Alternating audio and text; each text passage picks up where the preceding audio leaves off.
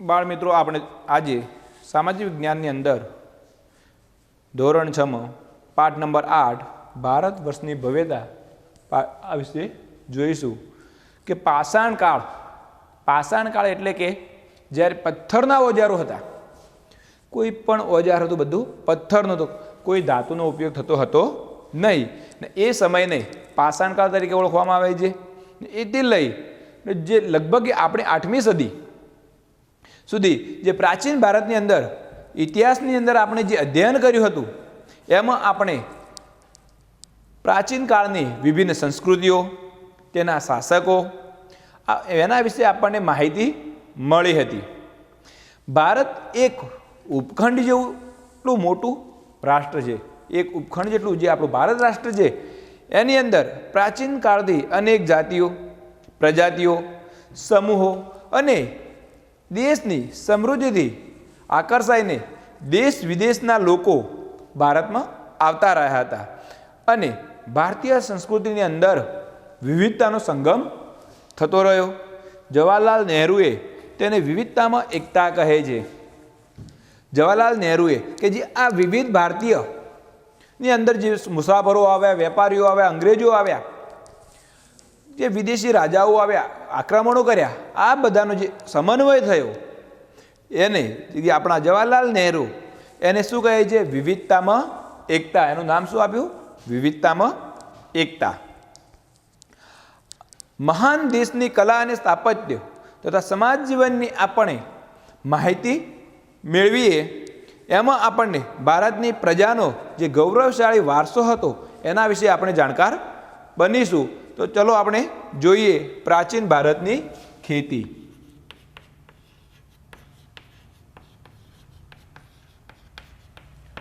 પ્રાચીન ભારતની અંદર આપણે સૌપ્રથમ જોઈએ ખેતી. એ સમયે લોકો ખેતી કેવી રીતે કરતા હતા એના વિશે આપણે માહિતી મેળવીએ કે આપણે આજના જે દૈનિક જીવન છે એની અંદર ખોરાક ખૂબ જ મહત્વનું છે.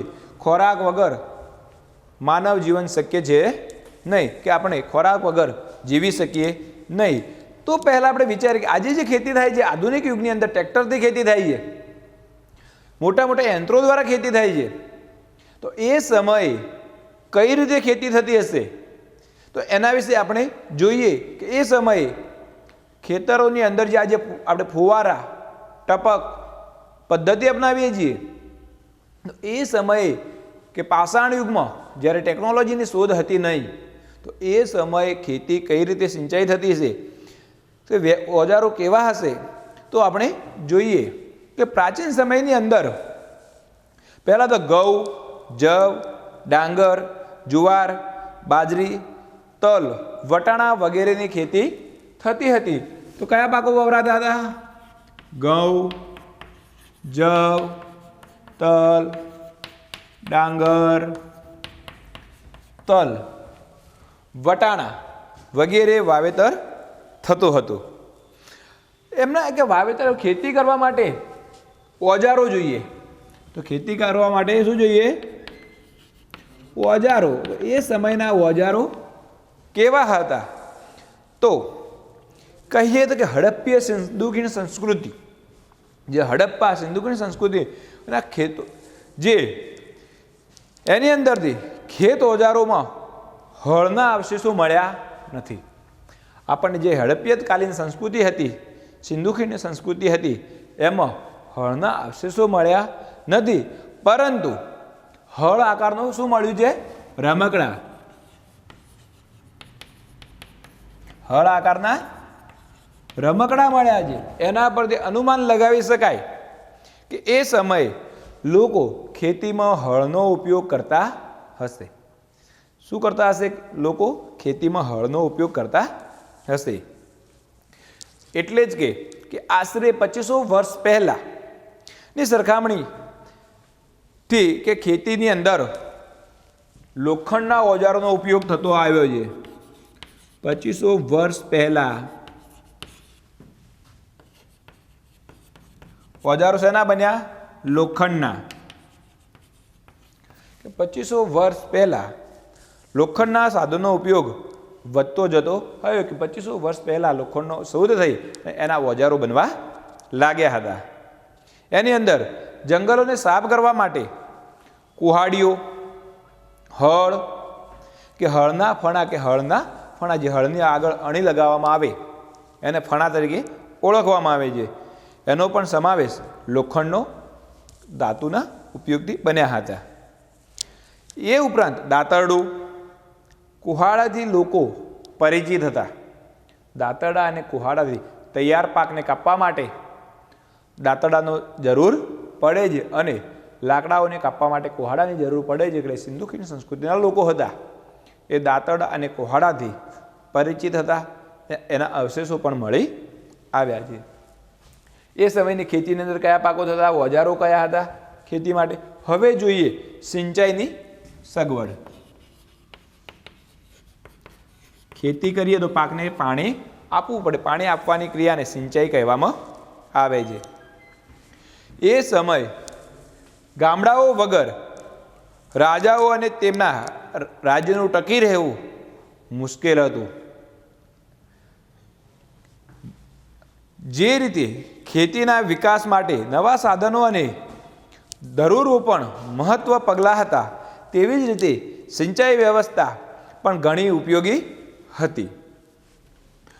આ સમયે સિંચાઈ માટે નહેરો, કૂવાઓ, તળાવો અને કૃત્રિમ જળાશયો બનાવવામાં આવ્યા હતા. એ સમયે કે સિંચાઈ માટે શું બનાવવામાં આવ્યું હતું? કૂવા, તળાવ, નહેરો બનાવવામાં આવ્યા હતા અને એના દ્વારા સિંચાઈ થતી હતી. ધરું એટલે કે રોપ તૈયાર કરવો. કોઈ પણ ખેતી પાક હોય એના છોડવા તૈયાર કરવા માટે તૈયાર કરે એને શું કહેવાય? ધરું તરીકે ઓળખવામાં આવે છે. હવે જોઈએ પ્રાચીન ભારતનું ગ્રામીણ જીવન.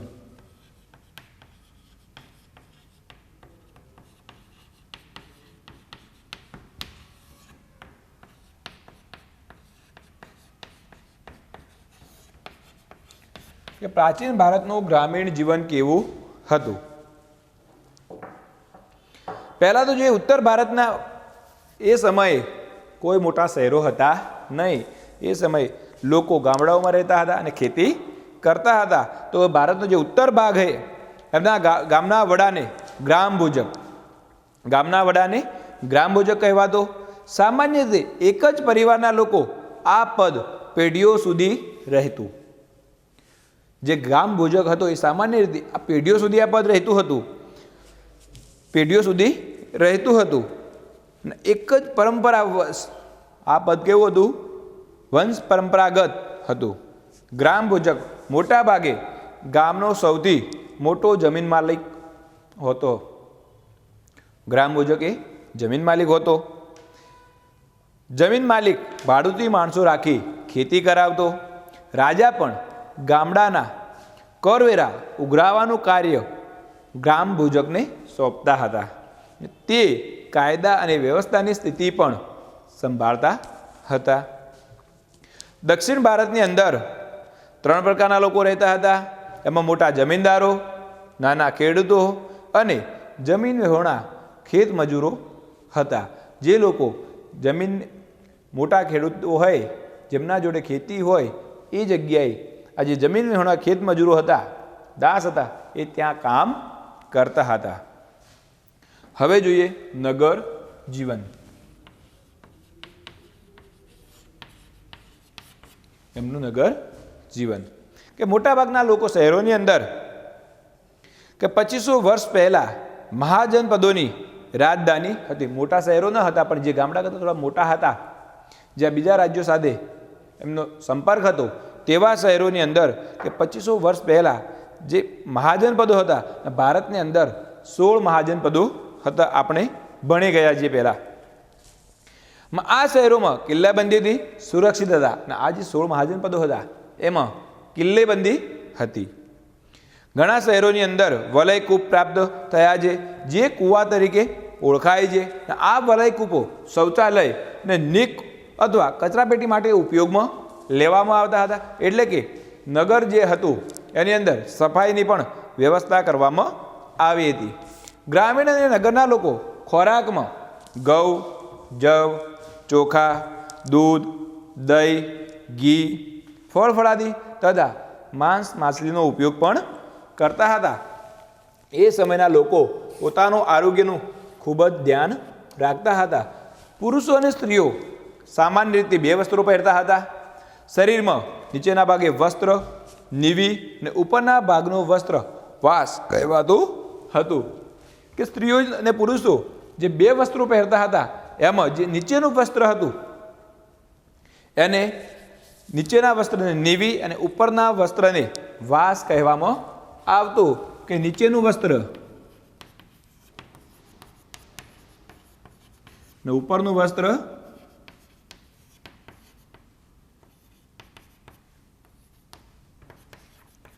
વાસ. આ બંને શબ્દો એક વાક્યમાં પૂછાઈ શકે. જ્યારે ઉપરના ભાગે દુપટ્ટા જેવું અધિવાસ લપેટતા હતા, જે દુપટ્ટા જેવું લોકો રાખતા એને અધિવાસ તરીકે ઓળખવામાં આવતું હતું. હવે પ્રાચીન ભારતની અંદર કલા, એ સમયની આપણે જોઈએ કલા. એ સમયે કલાને 2 ભાગમાં વહેંચવામાં આવે છે. એક લલિત કલા અને નિદર્શન કલા. લલિત કલાની અંદર ચિત્ર, સાહિત્ય, સ્થાપત્ય, સંગીત, માટીકલા વગેરેનો સમાવેશ થાય છે. તેમજ નિદર્શન કલાની અંદર નૃત્ય અને નાટ્યનો સમાવેશ થાય છે. આપણે જોઈએ હવે ભારતનો સાહિત્ય વારસો.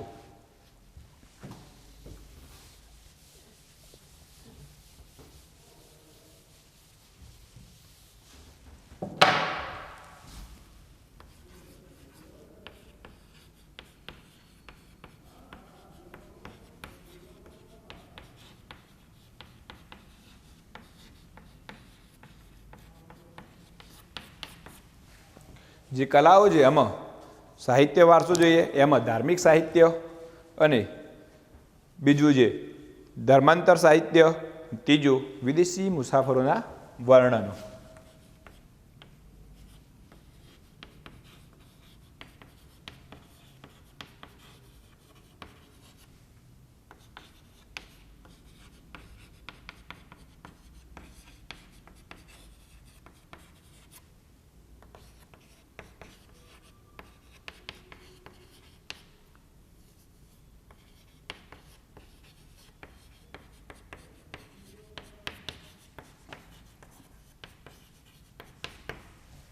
જોઈએ આપણે પહેલાં તો ધાર્મિક સાહિત્ય, ધર્મેતર. પહેલાં જોઈએ ધાર્મિક સાહિત્યની અંદર કે ભારતની અંદર સૌથી પ્રાચીન ધાર્મિક સાહિત્યની અંદર વેદોનો સમાવેશ થાય છે. 4 વેદ છે: ઋગ્વેદ, સામવેદ, અથર્વવેદ ને અજુર્વેદ. આ 4 વેદો છે આપણા કે ઋગ્વેદ, અજુર્વેદ, સામવેદ અને અથર્વવેદ છે. એમાં વેદોને સમજાવવા માટે બ્રાહ્મણ ગ્રંથો અને આરણ્યકોની રચના પણ કરવામાં આવી છે. જેમાં સતપથ બ્રાહ્મણ, ગોપપથ બ્રાહ્મણ અને બૃહદ આરણ્યક સૌથી અગત્યના ગણાવી શકાય છે. એ સિવાય કે આપણે ધાર્મિક સાહિત્યની અંદર રામાયણ, મહાભારત અને આજે આ બંને મહાકાવ્યો છે એ ભારતીય સંસ્કૃતિ, સમાજ અને ધર્મનો ત્રિવેણી સંગમ આપણને જોવા મળે છે. એ સમયે વેદવ્યાસ રચિત મહાભારતના પ્રારંભ જય સંહિતાની ઓળખાતું જે વિકસતું જતા 1,00,000 શ્લોકનું મહાભારત હતું. મહાભારત કેટલા શ્લોકોનું થયું? 1,00,000 શ્લોકોનું થયું. વાલ્મીકી રચિત જે રામાયણ છે એની અંદર ભગવાન શ્રીરામની કથાની સાથે આદર્શ સમાજ જીવન અને નૈતિક ધોરણોનું ચિત્રણ કરવામાં આવ્યું છે કે માણસે પોતાના પતિ, પત્ની, માતા પિતા સાથે વ્યવહાર કેવો કરવો એનું વર્ણન રામાયણની અંદર કરવામાં આવ્યું છે. 108 જેટલા ઉપનિષદો ભારતીય ચિંતનના મહામૂલા ગ્રંથો છે. કઠન, કેનન, પ્રશ્ન, મુંડક, માંડુક્ય, ઈશાવાસ્યમ અને સંદુગ્ય ઉપનિષદ ભારતના તત્વજ્ઞાનના મહાન ગ્રંથો છે. પુરાણોની સંખ્યા 18 છે, જેમાં વિષ્ણુ પુરાણ, ગરુડ પુરાણ, વાયુ પુરાણ, મત્સ્ય પુરાણ તેમજ ભાગવત વિશિષ્ટ ગ્રંથો તરીકે ખ્યાતનામે પામ્યા છે. ધર્મ સાહિત્યની અંદર જૈન ધર્મો, બૌદ્ધ ધર્મ, આ મહાન ગ્રંથોથી આપણા સમાજની અંદર કે સમાજ જીવન હતું એની અંદર ધર્મની માહિતી આપી અને સમાજ જીવનને સુધારવાના પ્રયત્નો થયા છે. બૌદ્ધ ધર્મના મૂળ ગ્રંથ ત્રિપિટક કહેવામાં આવે છે. એની અંદર 3 પુસ્તક છે. સુત પિટક, વિનય પિટક અને અભિધમ પિટકનો સમાવેશ થાય છે. એ સિવાય કે જોઈએ તો જાતક કથાઓ, દિગ્ગજ નિકાય, અંગુત્તર નિકાય અને મજ્જિમ નિકાય આ અગત્યના ગ્રંથો છે. નાગસેનનું મિલિંદ પાન્હો અને આર્ય મંજીસી શ્રીમૂળ કલ્પ અગત્યના બૌદ્ધ ગ્રંથો છે. તિબ્બત ભાષામાં બૌદ્ધ ગ્રંથની કજાર અને તંજર 2 સંહિતા પ્રસિદ્ધ છે. જાતક કથાઓ, દિગ્ગ નિકાય, મજ્જિમ નિકાય પણ બૌદ્ધ ગ્રંથો છે. આ ઉપરાંત બૃહદ કથા, હરિવંશ પુરાણ, વાસુદેવ, હિંડી, સિદ્ધ હેમ શબ્દાનુશાસન, દ્રયાશય અને કીર્તિ કૌમુદી મુખ્ય આ ધર્મ સાહિત્ય છે. જૈન ગ્રંથોને આગમ ગ્રંથો પણ કહેવામાં આવે છે. આવા આગમ ગ્રંથોની સંખ્યા 12 છે. જૈન ધર્મનું પ્રાચીન સાહિત્ય 14 પર્વ અને 12 અંગમાં વહેંચાયેલું છે. મુખ્ય ગ્રંથોમાં આગમો, આચાર સંહિતા અને વૈતાલિક દર્શાવેલી સૂત્ર અગત્યના છે. હવે જોઈએ ધર્મેતર સાહિત્ય. ધાર્મિક સાહિત્યની અંદર આપણે હિન્દુ, જૈન અને બૌદ્ધ ધર્મના જે ગ્રંથો છે એના વિશે એ આપણને પ્રાચીન ભારત વિશેની માહિતી મળી આવે છે. હવે ધર્મેતર સાહિત્યની અંદર જોઈએ તો કે જે વિષય વસ્તુ ધર્મની બરાબર છે તેવા સાહિત્યના ગ્રંથોને ધર્મેતર સાહિત્ય તરીકે આપણે કહી શકીએ. તેમાં મોટે ભાગે કાવ્યો, નાટકો, પ્રશસ્તિઓ, વ્યાકરણ ગ્રંથો અને સ્મૃતિ ગ્રંથોનો સમાવેશ ધર્મેતર સાહિત્યની અંદર થાય છે. ધર્મેતર સાહિત્યની અંદર કાયદા ગ્રંથો, મુનિસ્મૃતિ, યાજ્ઞવલ્ક્ય સ્મૃતિ, નારદ સ્મૃતિનો સમાવેશ થાય છે. કૌટિલ્યનું અર્થશાસ્ત્ર પણ કાયદા ગ્રંથ કહેવાય છે. જે કૌટિલ્ય રચિત અર્થશાસ્ત્ર છે એને આપણે કાયદા ગ્રંથ કહેવાય છે. એનાથી કૌટિલ્ય દ્વારા ભારતની અંદર અર્થવ્યવસ્થાનો પાયો નંખાયો હોય એવું પણ માનવામાં આવે છે. પ્રાચીન ભારતમાં મોટા પ્રમાણમાં નાટકો અને કાવ્યની જે રચના થઈ એમાં મહાકવિ ભાસ, કાલિદાસ, શુદ્રક, ભારવી જેવા મહાન સાહિત્યકારોનો સમાવેશ થયો હતો. આવા અગત્યના જે મહાકાવ્યો અને નાટકોમાં અભિજ્ઞાન શાકુંતલમ, રઘુવંશમ, મેઘદૂતમ, કિરાતાર્જુનિયમ, સપનવ વાસવ દત્તમ અને મુચ્છકટિકમ જેવા નાટકોનો સમાવેશ ધર્મેતર સાહિત્યની અંદર થાય છે. દક્ષિણ ભારતમાં એક વિશિષ્ટ સાહિત્ય હતું જેને આપણે સંગમ સાહિત્ય તરીકે ઓળખીએ છીએ. તેની રચના પ્રથમ 3 સદીઓ હતી એમાં થઈ હોવાની મનાય છે.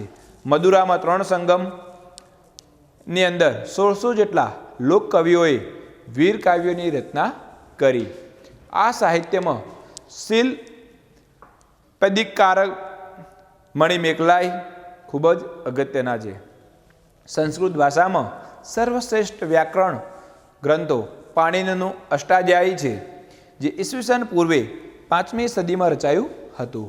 અશોકના શિલાલેખો પણ પ્રાચીન ભારતના ઇતિહાસ, મૌર્ય સામ્રાજ્યમાં વહીવટતંત્રો તથા બૌદ્ધ ધર્મના નૈતિક નિયમો વિશે માહિતી આપે છે. ગુપ્તકાળમાં પ્રશસ્તિ કાવ્યો અને ગ્રંથોનો ઘણો વિકાસ થયો હતો. સમુદ્રગુપ્તની જે પ્રાગ પ્રશસ્તિના લેખક જે હરિસેન હતા એમણે ઉદયગીરીની ચંદ્રગુપ્ત દ્વિતીયની પ્રશસ્તિના લેખક વીરસેન સાબાના બાણે હર્ષચરિત આ પ્રશસ્તિઓ જે કરી હતી એના દ્વારા પણ આ ધર્માંત જે પુસ્તકો છે એમાંથી આપણને જે પ્રાચીન ભારત હતો એનો વારસો છે આ આપણને મળી આવે છે. હવે જોઈએ વિદેશી મુસાફરોના વર્ણનો કે ભારત દેશની અંદર સદીઓથી અનેક વિદેશી મુસાફરો આવ્યા.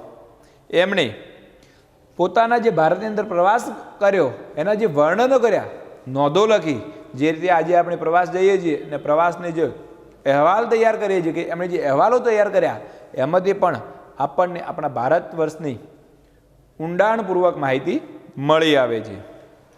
એમાં એ સમયનું પ્રજા જીવન, એ સમયની સંસ્કૃતિ, લોકોની ખાણીપીણી, રહેણી કહેણીની માહિતી મળે છે. એ સમયે કે ચંદ્રગુપ્ત મૌર્યના દરબારની અંદર ગ્રીક એલજી જે મેગસ્થનીસ હતો એને ઘણી બધી નોંધો કરી છે. અને મેગસ્થનીસે ઇન્ડિકા નામનું જે એક ગ્રંથ લખ્યો હતો એમાં મૌર્ય યુગ વિશે આપણને માહિતી મળી આવે છે. ગ્રીક નાવિક ટોલેમીએ પણ ભૂગોળ વિશે લખેલા જે ગ્રંથો હતા, આ ગ્રંથોમાંથી જે ભારતના બંદરો હતા અને ભારતના વિદેશ વેપારના જે રસ્તાઓ હતા એના વિશેની આપણને માહિતી મળે છે. ચંદ્રગુપ્ત દ્વિતીયના સમયની અંદર જે ચીનથી મુસાફર ફાહિયાન આવ્યો હતો ને સમ્રાટ હર્ષવર્ધનના સમયમાં મુસાફર યુએન સોંગ ભારત આવ્યો હતો, એમની જે નોંધો છે પ્રવાસ વર્ણનો એમાંથી આપણના ભારતીય સંસ્કૃતિના લોકજીવનનું, લોકોનો રહેણી કહેણી, એમનો પોશાક વિશેની બધી જ માહિતી લખેલી છે. એના વિશે, એના ઉપરથી આપણને ભારતનું જે પ્રાચીન જીવન હતું એની માહિતી પ્રગટ થાય છે. આપણને થતું હોય કે આ બધી માહિતી ક્યાંથી આવે છે, તો આવા જે વિદેશી મુસાફરના લખાણો છે, આપણા ધર્મ ગ્રંથો છે, ધર્માંતર ગ્રંથો છે, એમાંથી આ બધી માહિતી ઇતિહાસકારો ભેગી કરે છે અને આપણા સમક્ષ રજૂ કરે છે. હવે જોઈએ વેપારીઓ અને નવા માર્ગો.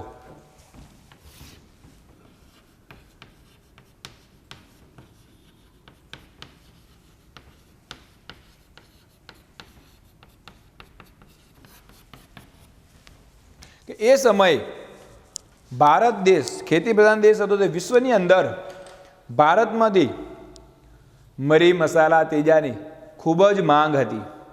કે એ સમયથી કે છેક પ્રાચીન સમય કે જ્યારે પાષાણ યુગ હતો એના પછીથી એ સમયથી ભારત દેશ વિદેશીઓ સાથે આર્થિક રીતે કે વેપારની અંદર જોડાયેલો છે.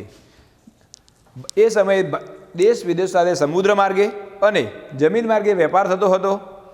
કે લોથલ જે હડપ્પીય સંસ્કૃતિનો આપણે મળી આવ્યું છે બંદર અમદાવાદની બાજુમાં, કે હડપ્પીય સંસ્કૃતિની અંદર આ બંદર હશે ને ત્યાં જે ગોદી મળી આવી કે ડોકયાર્ડ, વાહનના ધક્કાઓ મળી આવ્યા છે, એના ઉપરથી આપણને માહિતી મળે કે એ સમયે ત્યાંથી વિદેશ વેપાર વાહનો દ્વારા થતો હશે. આપણને એ દરિયાઈ વાહન વ્યવહારની માહિતી કે લોથલ આપણને આપે છે. એ જગ્યાએથી ધક્કો મળી આવ્યો છે અને વહાણ લાંગરવાનું લંગર પણ મળી આવ્યું છે. એટલે કે જે હડપ્પીય સંસ્કૃતિ સમયે વેપાર વાહનો દ્વારા દરિયાઈ માર્ગે વિદેશો સાથે થતો હશે એવા આપણને પુરાવા મળે છે. એ સમયે દેશ વિદેશના વેપારની અંદર લોકો માટીકામના વિવિધ ઘાટના વાસણો અને વિવિધ પ્રકારની દર દાગીના બનાવતા અને શેલખડી, સીપ, હાથીદંતમાંથી બનાવેલા મણકાઓનો વેપાર કરતા હતા. ભારતની અંદર મરી મસાલાના જે કિંમતી પથ્થરો હતા એમની પણ વિદેશોની અંદર ખૂબ જ માંગ રહેતી હતી.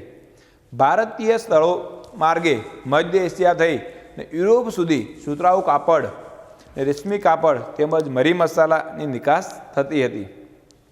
ખંભાત, ભરૂચ, સોપારા અને તામ્રલિપિથી જઈ આંતરરાષ્ટ્રીય બંદરોના માધ્યમથી વિશ્વના પૂર્વ અને પશ્ચિમ ભાગમાં સુતરાઉ કાપડ, રેશમ, રેશમી કાપડ, મસાલા, તેજાના, ઇમારતી લાકડાની નિકાસ થતી હતી. જ્યારે સોનું, ચાંદી અને અન્ય ચીજોની આયાત થતી હતી. કે એ સમય કે ભારત ખૂબ જ સમૃદ્ધ હતો, કે નિકાસ કરતો હતો, એની સામે સોના ચાંદીની ખૂબ જ આયાત થતી હતી. એટલે કે ભારતને સોનાની ચીડિયા કહેવામાં આવતી હતી. ઈસવીસન 1453ની અંદર જ્યારે તુર્ક મુસલમાનોએ કોન્સ્ટન્ટિનેપલ બંદરનું જીતી લીધું, એના કારણે જે અંગ્રેજો આપણને જમીન માર્ગે વેપાર કરતા હતા ને એમને નવો જળમાર્ગ શોધવો પડ્યો અને એના પછી ફરીવાર દરિયાઈ માર્ગે વિદેશ વેપાર શરૂ થયો હતો. આમ કે ભારત એ આજુબાજુના જે રાજ્યો છે કે ચીન સાથે પણ વેપારની અંદર જોડાયેલું હતું. એ સમયે ઘણા બધા દૂર વિસ્તારો સુધી પગપાળા કે ઘોડા ઉપર માલ સામાન જતો હતો. એની સાથે રેશમી કાપડ પણ ભારતીય વેપારીઓ ચીનમાં લઈ જતા હતા. જે માર્ગે રેશમી કાપડની આયાત નિકાસ થતી હતી એ કાપડને રેશમ માર્ગ તરીકે ઓળખવામાં આવે છે કે સિલ્ક રૂટ. રેશમી કાપડની જે જગ્યાએથી આયાત નિકાસ થતી અને કયા નામે ઓળખાય છે તો સિલ્ક રૂટ તરીકે જાણીતો બન્યો હતો. મુખ્યત્વે ભારતમાં ચીન, ભારત, ઈરાન, અફઘાનિસ્તાન, ગ્રીક અને રોમના વેપારીઓ આ વેપાર માર્ગ સાથે સંકળાયેલા હતા. દક્ષિણ ભારતના બંદરો કાળા મરી અને તેજાની નિકાસ માટે મુખ્ય બંદરો હતા. કે દક્ષિણ ભારતના જે બંદરો હતા ત્યાંથી ગરમ મસાલા અને નિકાસ થતી હતી.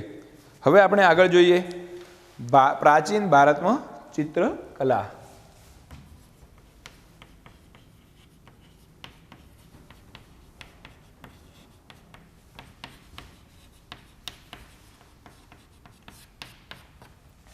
કે પ્રાચીન સમયની અંદર કે જે ચિત્રકલા છે એ છેક આદિ માનવના સમયથી ચાલી આવે છે.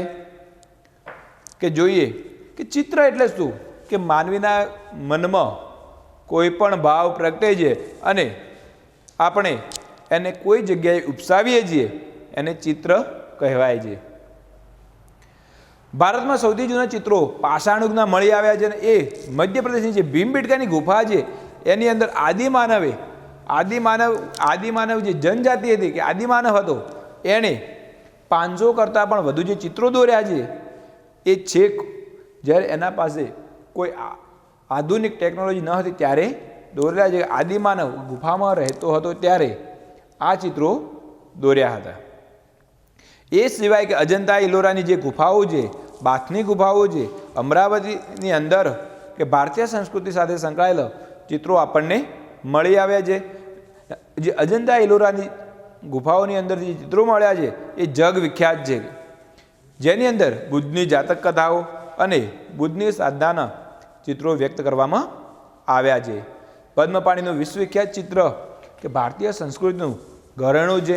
ઇલોરાનું શિવ મંદિર એક જ શિલામાંથી જે કોતરેલું છે એ વિશ્વનું સૌથી મોટું ગુફા મંદિર છે. કે ભારતની અંદર હવે જોઈએ પ્રાચીન ભારતમાં શિલ્પ અને સ્થાપત્ય.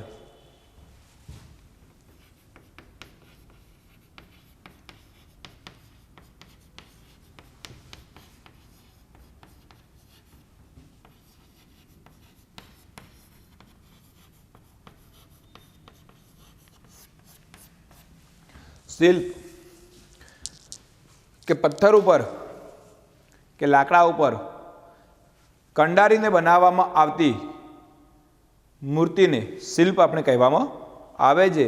કે હડપ્પીય સભ્યતામાં જે જોવા મળતું નગરરચના, નગર આયોજન એ ભારતીય સ્થાપત્યની વિશ્વ પ્રસિદ્ધ નમૂનો છે. કે જે રીતે આજે સોસાયટીઓ બને છે આયોજનબદ્ધ, આપણું ગાંધીનગર શહેર બન્યું છે આયોજનબદ્ધ, એવું જ શહેર કે 2500 વર્ષ પહેલાં એનું કે વિકસ્યું હશે એવું અનુમાન લગાવવામાં આવ્યું છે. કે એ સમયે એન્જિનિયરોની કલા આકૃતિ દર્શાવે છે. કે એ સમયની નગરરચના, સ્નાનાગાર, અનાજના કોઠારો, ઔદ્યોગિક એકમો અને વરસાદી પાણીના પ્રબંધ સાથે જે નગરરચનાની અંદર જે સંકળાયેલું છે એના ઉપરથી આપણને એ સમયની ઇજનેરી કળાનો આપણને અહેસાસ થાય છે કે એ સમયના જે ઇજનેરી કળા કેટલી આગળ હશે. એ કે જ્યારે ટેકનોલોજી ન હતી, જ્યારે મશીનરી ન હતી, એ સમયની અંદર ગુફા સ્થાપત્ય, મંદિર સ્થાપત્ય અને મહેલ સ્થાપત્ય ખૂબ જ બેનમૂન જોવા આપણને મળે છે. કે આપણે જોઈએ તો અજંતા ઇલોરાની ગુફાઓ જોઈએ કે પથ્થર કોતરીને બનાવવામાં આવી છે. તાજમહેલ, લાલ કિલ્લો, બુલંદ દરવાજો, જ્યારે મોટા મશીનો ન હતા કે આધુનિક ટેકનોલોજી ન હતી ત્યારે આ કારીગરોએ જે બનાવ્યા છે એ ખૂબ જ ઉત્તમ છે. પહાડની અંદર જે નાસિકની અંદર જે ગુફા શિલ્પો છે, અજંતા ઇલોરાની ગુફાઓ અને અમરાવતીના ગુફાઓ ખૂબ જ વિશિષ્ટ છે. શિલ્પકલાની અંદર મૂર્તિકલામાં પણ ભારતનો ઘણો બધો વિકાસ થયો હતો. એમાં મૂર્તિકલામાં બે શૈલીઓ હતી. એક ગાંધાર કલા, જે ગ્રીક અને ભારતીય કલા શૈલીનો સંગમ હતો. ઉત્તર પશ્ચિમ ભારતની અંદર અફઘાનિસ્તાનમાં જે આવેલી તક્ષશિલા અને ગાંધારમાં આ કલા શૈલીનો અનેક નમૂનાઓ મળ્યા હતા. તેમાં બુદ્ધની મૂર્તિઓ મોટા પ્રમાણમાં બની હતી. આ જે બુદ્ધની વિશાળ પ્રતિમા કલા શૈલીના બામિયાન અને ચાર સડ્ડામાં જોવા આપણને મળે છે આજે પણ. બીજી જે કલા હતી, જે કલા શૈલી હતી સંપૂર્ણ ભારતીય હતી. પહેલી હતી ગાંધાર કલા, ગ્રીક અને ભારતીયનો સમન્વય હતો. અને જ્યારે બીજી જે કલા હતી કેવી હતી? સંપૂર્ણ ભારતીય હતી. એની અંદર એને મથુરા કલા તરીકે પણ ઓળખવામાં આપણે આવે છે. સૌપ્રથમ બુદ્ધની મૂર્તિઓ બની, એના બાદ મથુરા શૈલીમાં હિન્દુ દેવી દેવતાઓની મૂર્તિઓ બનવા લાગી. અમરાવતી અને અજંતા, નાસિક, સારનાથમાં પણ મૂર્તિકલાના નમૂનાના આપણને પ્રાપ્ત થયા છે. એના પરથી આપણે પ્રાચીન ભારતનો જે પુરાણું ભારત હતું એના વિશે માહિતગાર બનીએ છીએ. હવે સ્તૂપો અને વિહારો.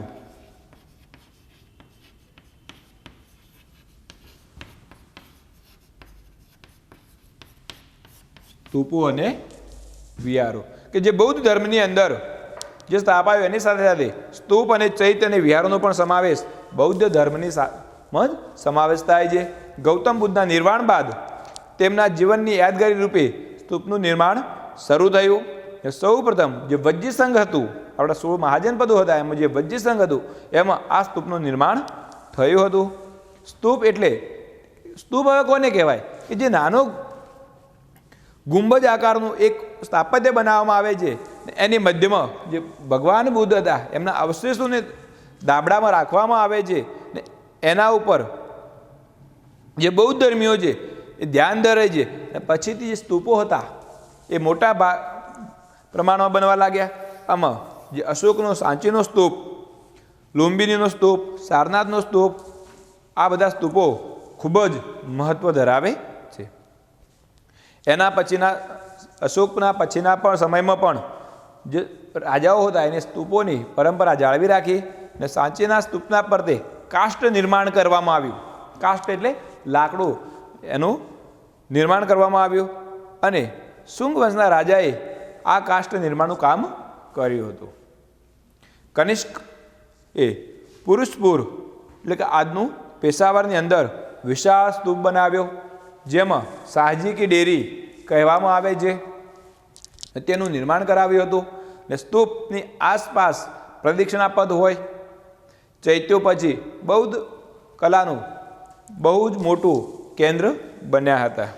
ચૈત્યોના પછી સ્તૂપો છે જે બૌદ્ધની અંદર જે કલાનું એક મોટું કેન્દ્ર બન્યા હતા. ચૈત્યો ગુફાની જેમ પર્વતો કોતરીને બનાવવામાં આવતા હતા. ચૈત્યોમાં ગુફામાં જ હારબંધ સ્તંભો, દરવાજા, વિશાળ પ્રાર્થના મંડપ વગેરે કોતરીને તેને મંદિરોનો આકાર આપવામાં આવતો તથા પ્રાર્થનાગૃહ તરીકે તેનો ઉપયોગ કરવામાં આવતો હતો. સ્તંભો ઉપર બારીક કોતરકામ કરવામાં આવતું. અમરાવતી, ભુજ અને કાર્લોના ચૈત્યો વિશ્વવિખ્યાત થયા છે. બૌદ્ધ અને જૈન સાધુઓ રહેવા માટે પર્વતો કોતરીને ગુફાઓ બનાવવામાં આવતી હતી. કે એ સમયે જે બૌદ્ધ સાધુઓ હતા એમનું ખૂબ જ ધ્યાન રાખવામાં આવતું હતું. એમને જે જીવનની અંદર સરળતા આવે અને લોકો સુધી બૌદ્ધ ધર્મનો ફેલાવો કરી શકે એ માટે વિહારો, સ્તૂપો બનાવવામાં આવતા હતા. જૈન સાધુઓને રહેવા માટે પર્વતો કોતરીને ગુફાઓ બનાવવામાં આવતી હતી અને એ વિહાર તરીકે ઓળખવામાં આવતી હતી. અને વિહારોની અંદર બૌદ્ધ સાધુઓ અધ્યયન કરતા હતા. યુએન સોંગ ઉત્તર ભારત અને ગુજરાતમાં 100 જેટલા વિહારો હોવાનું નોંધ્યું છે, જેને સ્થાપત્ય કલા સાથે પણ મૂર્તિઓ અને વિહારો જોડવામાં આવે છે. શ્રવણબેલગોંડાની અંદર આવેલી ગોમતેશ્વરની જૈન મૂર્તિ વિશ્વ વિખ્યાત છે. જૈન ધર્મના સાધુ અને બૌદ્ધ ભિક્ષુઓના નિવાસ માટે પહાડોમાં સંખ્યાબંધ ગુફાઓ બનાવવામાં આવી હતી. આ ગુફાઓ ગુજરાતમાં આવેલી છે. એમાં જૂનાગઢની અંદર જૈન ગુફાઓ આવેલી છે. હવે શિક્ષણનો વારસો. આગળનો ટોપિક છે શિક્ષણનો વારસો.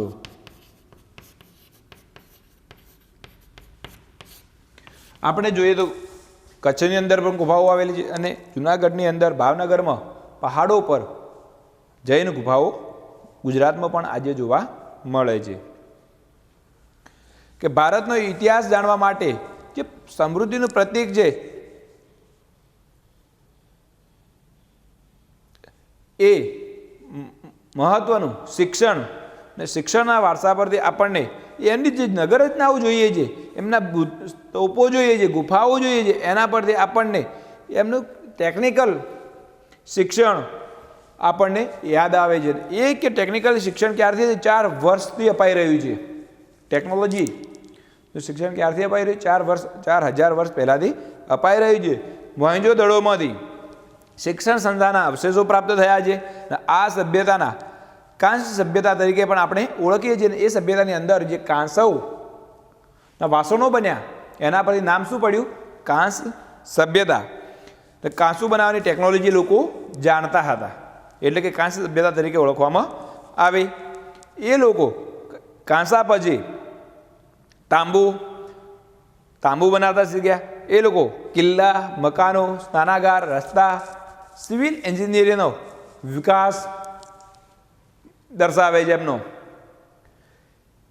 એમણે રસાયણશાસ્ત્રની અંદર નાગાર્જુન જે પારાની ભસ્મનો ઉપયોગ કરી અને ઔષધિ તરીકે એનો ઉપયોગ કર્યો હતો.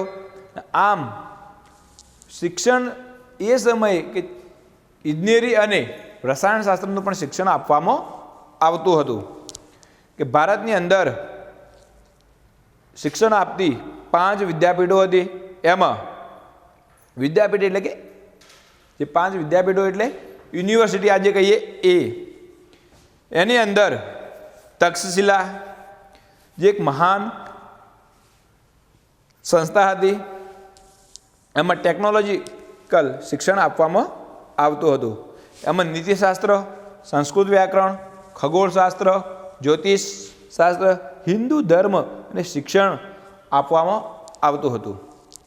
પાણીની, ચાણક્ય, ચંદ્રગુપ્ત, જીવક જેવા જે મહાન દાર્શનિકો અને શાસકો આ શિક્ષણ સંસ્થાની અંદર જ્ઞાતિ પામ્યા. અને જે આ વિદ્યાપીઠ હતી તક્ષશિલા એ આજે પાકિસ્તાનની અંદર એના અવશેષો આવેલા છે. ગુજરાતની અંદર 6ઠી-7મી સદીની અંદર વલ્લભીની અંદર પણ શિક્ષણ કાર્ય થયું હોવાના પુરાવાઓ આપણને મળી આવ્યા છે. યુએન સોંગ જે બિહારની અંદર આ શિક્ષણ સંસ્થાઓ આવેલી હતી ને એની અંદર નાલંદા વિદ્યાપીઠ બિહારની અંદર આવેલી છે. એમાં યુએન સોંગે તેની મુલાકાત લીધી. હિન્દુ અને બૌદ્ધ દર્શનશાસ્ત્રોનું શિક્ષણ આપવામાં આવતું હતું. નાલંદા વિશ્વ વિદ્યાપીઠ આચાર્ય નાગાર્જુન મહાન રસાયણશાસ્ત્રી થયા હતા. એમણે પારાની ભસ્મ બનાવી ઔષધિ તરીકે વાપરવાની શરૂઆત કરી હતી. ગુજરાતની અંદર 6ઠી-7મી સદીમાં વલ્લભીના જે મહાન વિદ્યાપીઠ હોવાના પુરાવો પ્રાપ્ત થયા છે તેના વિશે પણ યુએન સોંગે ખાસું લખાણ કર્યું છે. એમાંથી આપણે કે દેશ વિદેશના અનેક વિદ્યાર્થીઓ આ વિદ્યાપીઠોમાં ભણવા આવતા હતા. કે આજે આપણે જેમ ભારતના લોકો વિદેશમાં ભણવા જાય છે તો ત્યારે વિદેશના લોકો ભારતની અંદર ભણવા આવતા હતા. અને આ જે યુનિવર્સિટીઓ હતી એની અંદર પ્રવેશિકા એટલે કે પ્રવેશ પરીક્ષા લેવામાં આવતી અને પ્રવેશિકા તરીકે ઓળખવામાં આવતી હતી. જે પ્રવેશિકા પાસ કરે એને જ એડમિશન આપવામાં આવતું હતું. ત્યાંના જે ગુરુઓ હતા એ વિદ્યાર્થીઓને સમયે રૂબરૂ બોલાવતા અને લેખિત પરીક્ષા લઈ અને એમને એડમિશન આપતા હતા કે આગળ મોકલતા હતા. આધુનિક શિક્ષણ પદ્ધતિ હતી. ભારતની અંદર હિન્દુ, બૌદ્ધ, જૈન એમ 3 ધર્મોનું ધર્મ, ચિંતન અને જ્યોતિષ, ખગોળનું જ્ઞાન આપવામાં આવતું હતું. બંગાળની અંદર જે વિક્રમશિલા અને એકાંતપુરી નામની જે 2 વિદ્યાપીઠો હતી એનું અસ્તિત્વ હતું, ત્યાં બૌદ્ધ ધર્મ સાથે ત્રણેય સંકળાયેલા 3 માળના જે વિશાળ પુસ્તકાલયો બનાવવામાં આવ્યા હતા, ત્યાં આ પુસ્તકાલય બનાવવામાં આવ્યું છે. હવે જોઈએ સિક્કાઓ.